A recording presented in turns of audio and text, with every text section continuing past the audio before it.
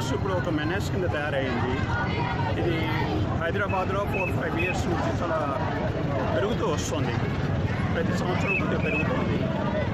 అది ఇన్స్టిట్యూట్లో మేనేజ్మెంట్స్, తర్వాత పేరెంట్స్ ఎస్పెషలీ కొద్దిగా కాన్షియస్గా ఉండి ఈ డ్రగ్స్ యొక్క వచ్చే విపరీతాలు కనుక మనం వాళ్ళకు వివరిస్తే మొదట్లోనే అది తుంచినట్టు వీలవుతుంది. ఆ క్యాంపెయిన్ కింద మేము విఎన్ఆర్ విజ్ఞాన జ్యోతి నుంచి ఈ క్యాంపెయిన్ హైదరాబాద్ అంతా 10 సెంటర్స్లో 2000 మంది స్టూడెంట్స్ పార్టిసిపేట్ చేస్తూ ఇది కండక్ట్ చేస్తున్నాం.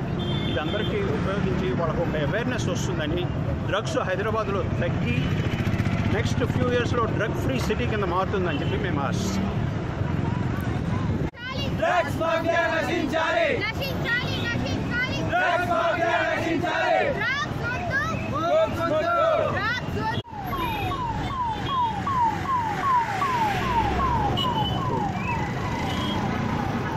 వరకు డ్రగ్స్ వల్ల చాలామంది పిల్లలు ఇంపాక్ట్ అవుతున్నారు, వాళ్ళ జీవితాలని నాశనం చేసుకుంటున్నారు. దాని గురించి అవేర్నెస్ తీసుకురావడానికి కానీ విఎన్ఆర్ బీజేటీ కాలేజ్ నుంచి ఇలా రోడ్ వ్యాలీ ట్విన్ సిటీస్లో డిఫరెంట్ సెంటర్స్లో ఇలా ప్లాన్ చేశారు.